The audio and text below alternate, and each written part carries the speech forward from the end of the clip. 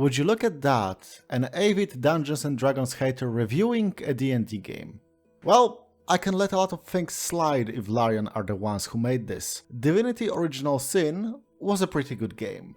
Divinity Original Sin 2 is one of the best role-playing titles of all time, with shocking levels of reactivity and rewarding creative use of everything at your disposal, from skills to lit candles in your inventory. You know it's fun when every fight is classified as an ecological disaster. But we're talking about Baldur's Gate 3 here. Disclaimer first. You know who never played BG1 or 2? This guy. My opinion on BioWare is sour to the point where I can't even bring myself to play some of the most beloved cRPGs of all time. Oh yeah, I'm sure it's written well. People told me Mass Effect is written well and look what it made of me. A bitter husk of a man, one against the world, shilling games like Pathologic. Thankfully, Baldur's Gate 3 slaps. It's one of the finest works of Eurojunk ever created, with an ambition reaching so far that you can see it choking itself with the rope of reality around its neck as it presses forward, and god damn it is it endearing. It does have a fair share of bugs, especially as you enter into the third act of the game. I had dialogue completely contradicting my own actions, people referring to my gigachat tiefling as if he was a woman, environmental sources of damage applying it 5 million times per second instead of, you know, once per round. It did get me mad, and I sincerely wish all these kinks will get ironed out by patches over time. But every time, I also felt like just rolling my eyes and moving forward. Because the lengths this game goes is worth tripping over every now and again. The entry barrier is honestly entirely dependent on how well versed you are with D&D 5e. If you've been to this rodeo before, it's easy to get your bearings, but if you haven't, well, let's just say I've seen Let's Players figuring out the stealth mechanics for a solid hour. So, let's start with an introductory crash course on the choices you'll get during character creation to avoid some analysis paralysis. First, you get the choice of race, which really should be called species or something, and I'll be perfectly honest with you here, go for aesthetics. There are no bonuses to your stats, you just pick a +1 and +2 at the end of character creation. They do get some abilities unique to them, but there really isn't much to worry about not synergizing with your other choices. Stuff you get is situational at worst.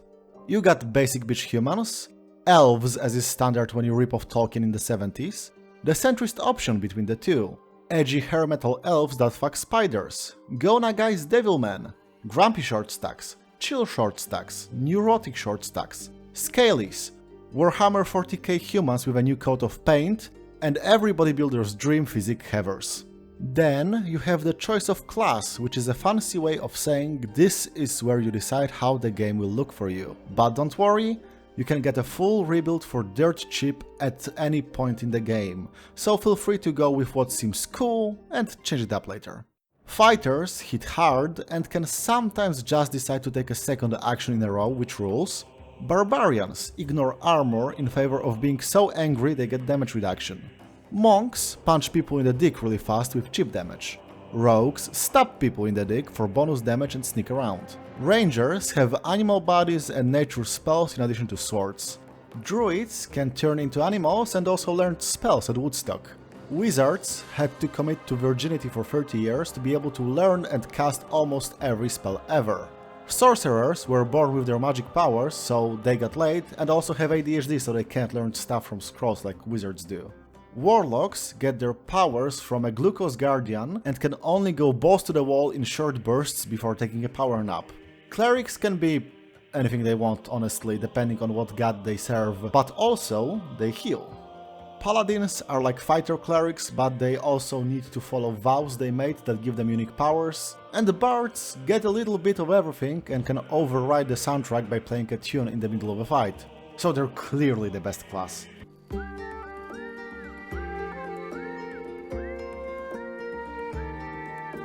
Finally, you can pick which skills to have a proficiency in, which is +2 to rolls at the beginning of the game, growing to +4 by the end. Skills are here, their names are usually self-explanatory. Survival just lets you find hidden loot 9 times out of 10, and I don't think I've ever seen a dialogue check asking for it specifically, so keep that in mind, it's way less cool than it would be at a tabletop game.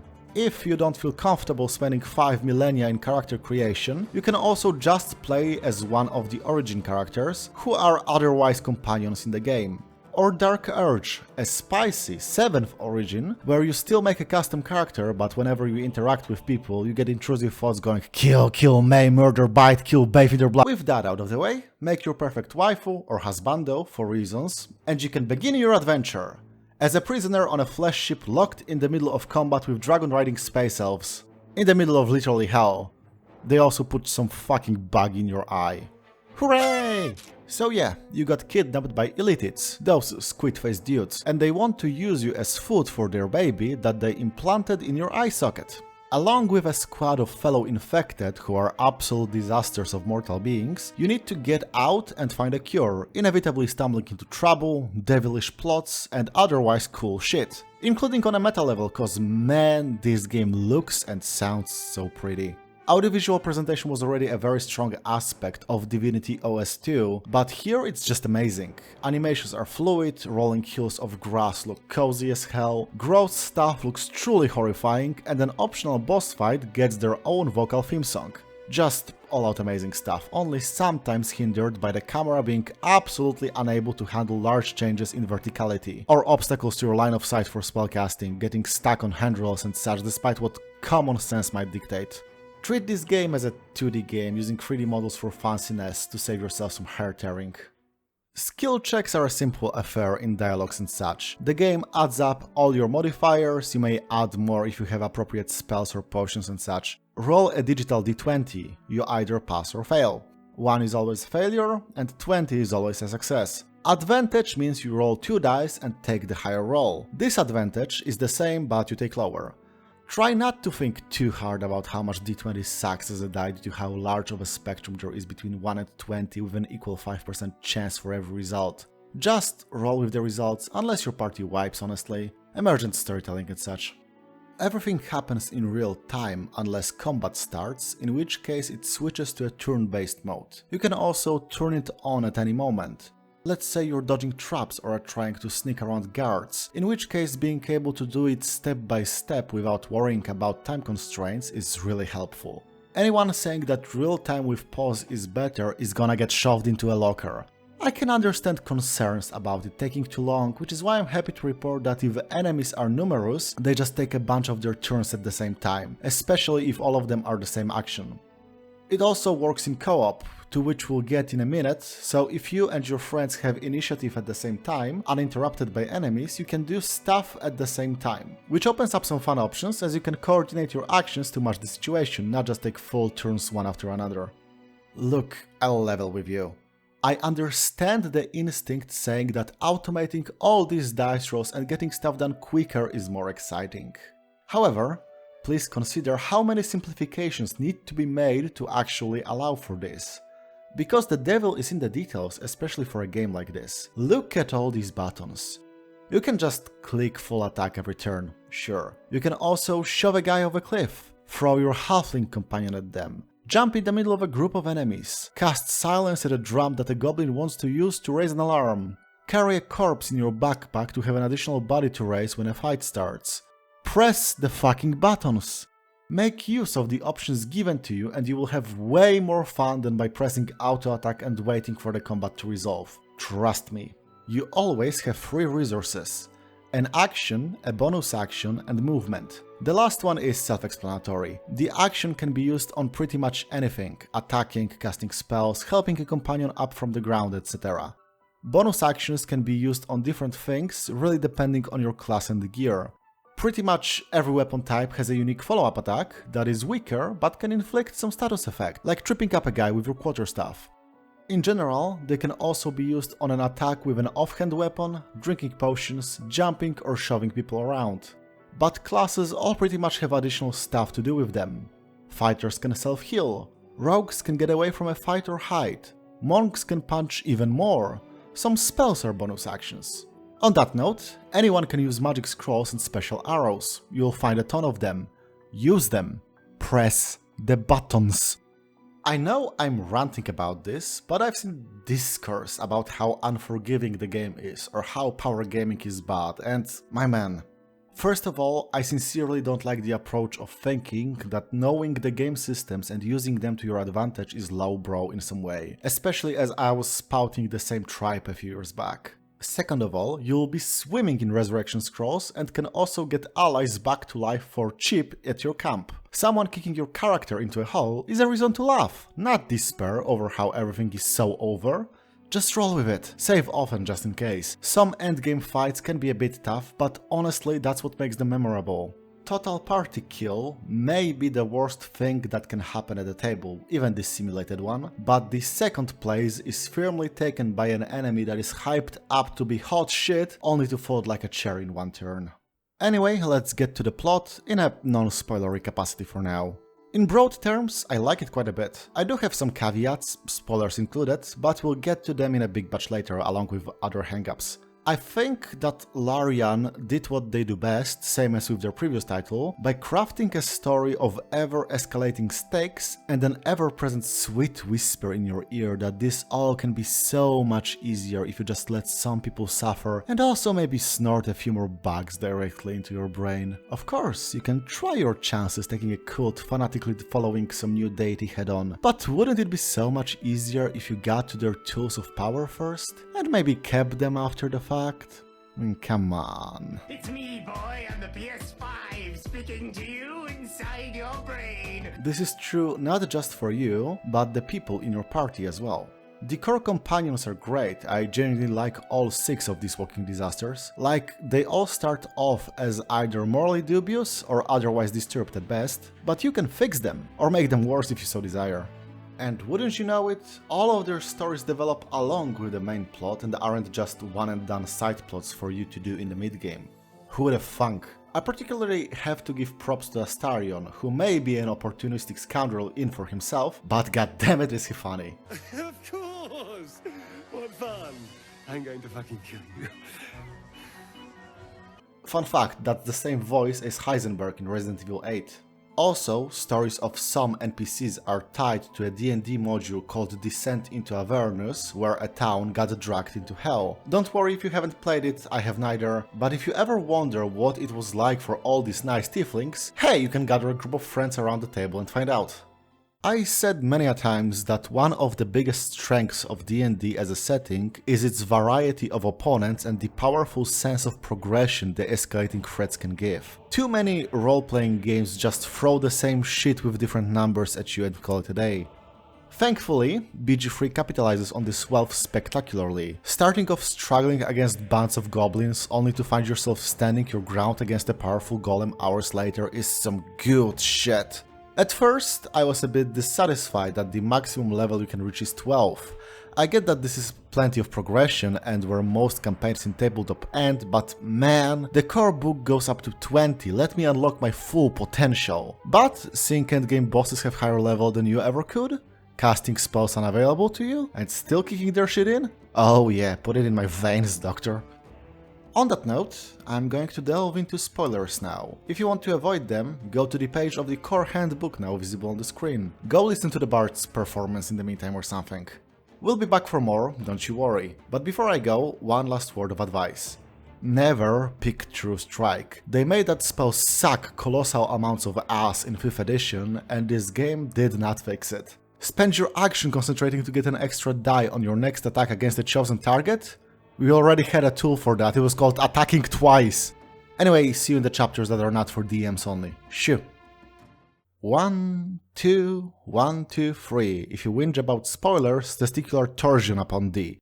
So the core plot of an Elder Brain controlled by a magic artifact by 3 champions of gods of death, murder and strife to create an army of followers is a solid one. It takes basic elements from the D&D mythology and twists them to create something unique, but not outside of these borders. I especially enjoy the tensions that arise as you start breaking their hold on the chains, and it turns out that an abomination of untold psychic power with a magic amplifier on top of it was probably not the brightest of ideas. The 3 chosen also have some interesting characteristics and backstory to them. They are reprehensible, but you can see what guided each of them to the embrace of the Dead 3. And the Nether Brain itself is a solid equivalent of a god to punch in the face as a final boss, as RPG tradition dictates. I also particularly enjoy how all the origin companions are either tied directly to this main plot or serve as reflection of the core themes of the story. Astarion would like to make the most of his new situation and is tempted by the power it gives, as well as the power he can wrestle away from Cazador, choosing to ignore how he would become what he hates. Will is a more idealistic mirror of that, having sold his soul to protect the weak, only realizing how steep of a price that is and how his goodwill can be strong-armed into doing horrendous shit later on. Shadowheart is the one with the astral prism, which is what turns your party from hapless pawns of the brain into protagonists, but she also suffered indoctrination into the Shard Code, which is similar to the story of what the tadpoles are doing to the hapless absolute cultists, only done in years rather than moments. Lae'zel's story ties directly into the Gif's war on the Mind Flayers, as well as the secret of the prince of their people locked in the Astral Prism, but it's also a story of how the culture and protocols she was taught to rely on fail her again and again, as they were never made with her best intentions in mind. Gale thinks he learned his lesson regarding hubris and trying to gain control over power he could never hold, but relapses into megalomania upon getting a similar chance once again, aiming to ascend into godhood, just like the Dead 3 did. And finally, Karlach is not only hellbent on mauling Gortash, one of Set chosen that sold her into slavery, but her life is also on borrowed time due to the infernal engine in her chest, as she tries to make the most of her remaining days. Just like there is no cure for her, the game time and time again repeats that there seems to be no cure for the worms in your mind either. The game asks repeatedly, what sort of power is absolute? Is it the hard power of might, be it physical or arcane, allowing you to squash anything in your path and fear nothing? Is it the soft power of manipulation and trickery, like the honeyed words of the Emperor and Raphael, leading your decisions into a path of their choice until you find yourself with no options other than the ones they give you? Is it the mix of both, controlling an army of thralls and suffocating anyone that doesn't submit with your own hands, like the Elitid Empire did for countless eons and which the Netherbrain attempts to recreate? Wrong. There is only one absolute power in the universe. Across the entire game, this is a constant. People will distrust you as they have their own shit to deal with and don't trust a stranger suddenly butting in. And you can just opt in for the easy, immediately apparent kind of power. Get the cultists on your side by slaughtering druids and tieflings. Snort mindworms. Trust the mind flayer telling it has it all figured out and you should not worry about it, kitten. You need me, boy. Your free will is an illusion. But by keeping to the hard path, by letting your actions speak as loudly as your words, people will flock to your cause. A shit kid that tried to rob you in Act 1 will call you a hero in Act 2, and it feels so good, man. And by the time you are to face impossible odds, you are held up by so many hands that it makes it seem possible, if difficult.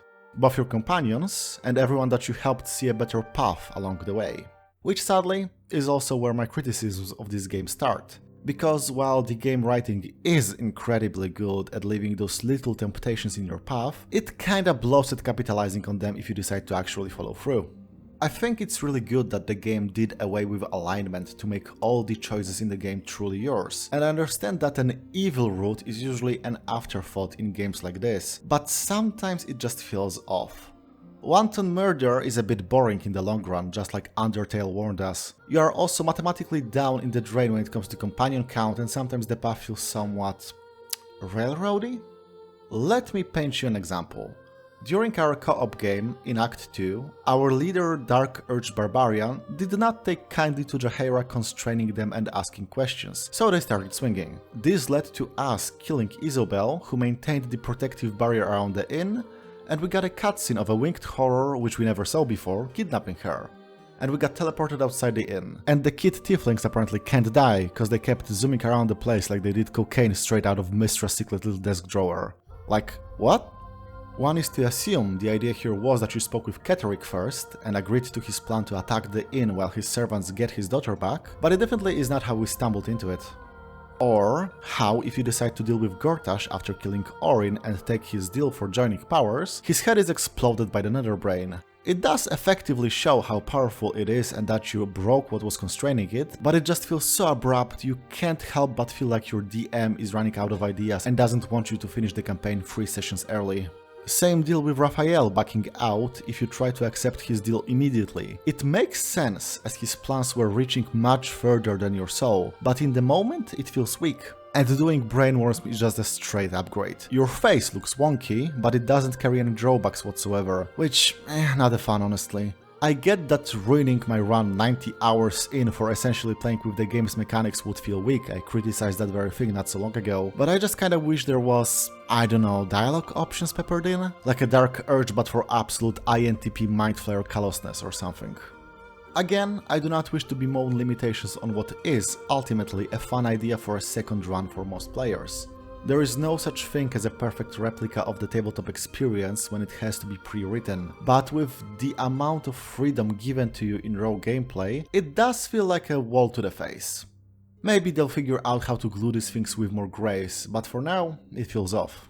The other complaint I have towards the plot is a bit nitpicky, but I think the glue holding the party together was better in Divinity Original Sin 2. With everyone in your party striving to reach, well, divinity, it made sense for an uneasy alliance to form which either transformed into true friendship or ended in everyone trying to stab everyone else in the back. In BG3, it's an alliance for survival's sake due to sharing a condition, which in itself is really solid, but it meant I never really had to doubt anyone in the party. At worst, they would just be rushed in getting there. And stopping the end of the world as we know it by the end feels less personal to everyone involved than collectively, in unison, telling everyone with even a modicum of power to get the fuck out of mortal affairs. But so it is with a license like D&D, I guess, the adventure must go on. On the topic of nitpicks, I know Halcyon was added in as a party member due to fan demand, but bro, give him something to do in Act 3. His personal arc is so done by the end of 2 that he is just kinda there. Like, let him ask you to take him on a research expedition into why so many starting adventurers get killed by rats on their first job or something. What else can I say about the game in the spoilery section? Oh yeah, love Raphael. What an absolutely charming portrayal of a devil with his little rhymes and smack shitted in green. Kinda wish other bosses also had vocal fight tracks, but I guess his being unique made it stand out. I also like how devils serve as a third party in the conflict, trying to claw whatever power they have. Kinda wish we got to meet Zariel directly, considering how much she is mentioned, but Mizora was a good stand-in for her influence. Let's get back to the rest of the video and the viewers who did not wish to get spoilers. 3, 2, 3, 2, 1. The spoiler curse is now undone. Now for some general thoughts with criticisms peppered in.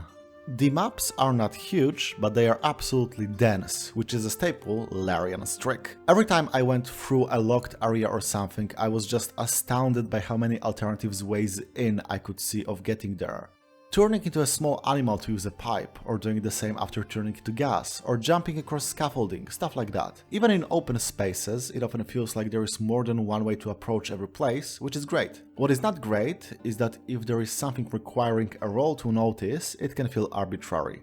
Look, I get that this stash is hidden, but I had a corpse tell me about it. Can I not get an automatic success here? Going out of my way to walk somewhere on to get nothing because I get failures on perception for my entire party sucks. I already mentioned camera and pathfinding of attacks being wonky, but it goes from irritating to aggravating when you are trying to move between levels to see something above or below the current camera location, and it just doesn't get it. Recently I played another D&D 5e adaptation called Solasta Crown of the Magister, and while this was a much smaller project with nowhere near as much ambition, they figured out verticality and being able to go between levels of the map perfectly, and includes cool spells like spider walking and the ability to hover in the air using fly. Then again, that game does use a grid instead of free movement. The two games just made two different compromises. The ability to play co-op is great. The ability to do so on a split screen in 2023 is even better. But due to how the plot is constructed and because every dialogue has its own talky dimension instead of a text box with a voiceover, the game doesn't let your human-played companions butt in. There is no way to switch to another character once dialogue starts either, so social skills on anyone but the main character feel useless. Which maybe wouldn't be so weird if the game was not so adamant about having dialogue start out of the blue, locking in the first person that walked through into the protagonist role. Look, I get that single player was a priority here, but I have a big, scary, literally hot tiefling lady with me. Why can't she be the one to scream at goblins about how attacking us is a bad idea? And why are there no approximations of the important dialogue scenes letting you actually roleplay the character when dealing with other player characters? There were some in those too, so their omission here feels strange, and the fact the scenes are fully animated feels like the thing to blame. Speaking of companions, boy are they a horny bunch, which apparently was a bug that they're working out, with thresholds for attraction being set too low, but I did not mind it myself. I'm way too narcissistic to complain about any advances even if I shoot them down. I also think that the fact you can start a relationship early and see it develop over the story is nice, as opposed to getting one sex scene before the story climax and just calling it a day. But I can see it bothering someone who is asexual or just not wanting to engage with that aspect of the story. It would be nice if the game asked about your intentions when it comes to growing close to people, akin to Mask of the Rose. And what I found surprising is that you would still find yourself committing to a single partner in the end. You would think that such a sex-forward bunch would be prime material to write a disaster polycule, but no such luck. Then again, maybe they didn't want to consider the possibility of you mistreating all your partners and having all the bottoms unionize. There are some criticisms that BG3 shares with its core of D&D 5e. First, while I do understand that they tried to curb caster supremacy, having buffs be either concentration spells, which you can only maintain one at a time, or elixirs, which you can only maintain one at a time, is so boring. I miss having my characters glowing like Christmas trees due to the absurd amounts of buffs stacked on them. I guess there are always Pathfinder games, but come on. Second, I understand that the game explains very early that your squidification takes a surprisingly long time to start, but the uncertainty of it always looms over and makes you think you should do the most of your time before committing to a long rest. But so many companion story beats and stuff are tied to those long rests, not to mention getting your party to full capability. I feel like there is a conflict between how the mechanic works and how the story is told. Not even sure what I would do to fix it. Third, the vendors are few, far between and kinda unsatisfying. They seldom have a lot of stuff, maybe one or two interesting items on each. At some point, gold just becomes meaningless weight and, I don't know, let me get a bag of holding for it or something like that. Last, but not least, the damage types are uneven. I do not expect perfect balance, but the fact that so many late game enemies are in some way or form resistant or downright immune to poison feels like a misstep given how many options you have to coat your weapons in it. It makes that stuff situational, which in turn makes it forgotten. There are other coatings to use, but I want my additional damage, dang it. Also, the alchemy system is a no-brainer, but the menu is also boring and I just ended up crafting a bajillion healing potions. In summary, Baldur's Gate 3 is a game with many flaws, annoyances and quirks that make it far from perfect. It also broke my 3-year streak of monthly video releases, made me sink 100 hours into my solo run, about 40 hours into the co-op run, and as I'm writing this, I'm thinking of starting a new game. Which I probably did by the time you're hearing this to record the visuals for the video. So really, I think that speaks for itself. It combines the raw joy of immersive sims making your brain explode with possibilities at every moment, with the power trip of leveled character progression and the scales escalating to high heavens. So, despite all this filibustering, there is only one verdict I can finish this speech on. Moreover, I think that Hasbro needs to be destroyed. The law requires me to say that the last line was a joke. Anyway, hey, hi, if this is your first time here, I try to make videos on interesting media monthly. This production was made possible thanks to the support of Patreon backers now visible on the screen. See you in a much better setting, in a different genre of a video game, hopefully next month.